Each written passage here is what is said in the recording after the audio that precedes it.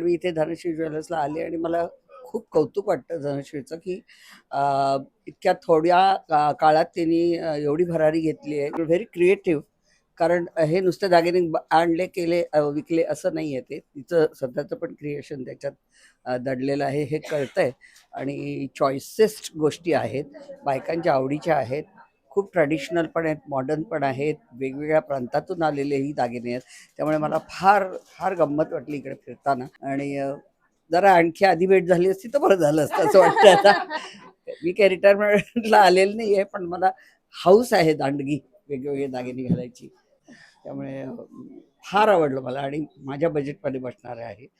अ, खरं तर खरी ज्वेलरी घ्यायच्या मागे लागूच नाही सध्या, हे असंच घ्यावं. जे सुंदर पण आहे, सुबक आहे, परवडणारं आहे आणि उत्तम क्वालिटीचं आहे. ह्या सगळ्या तिच्या मदतीला आलेल्या सख्या पण इतक्या छान आहेत की ते मॅडम तुम्हाला हे छान दिसेल ना, ते छान दिसलं म्हणून. अहो घाल ना, थांबा मी करते ना. असं करून त्या सगळ्या अगदी गुड सेल्स गर्ल्स निवडलेल्या आहेत तिने. तुम्ही पण या आणि धनश्री ज्वेलरला भेट द्या खरंच. आता मी ऑल द वे वसईला आले, दादरहून शिवाजी पार्कहून, पण सार्थक झालं माझा 2 तासाच्या प्रवासाचं. मला खूप कौतुक वाटतंय. खूप वेगवेगळी ज्वेलरी बघायला मिळाली आणि अजून संशोधन चालू आहे. खूप खरेदी करायची आहे.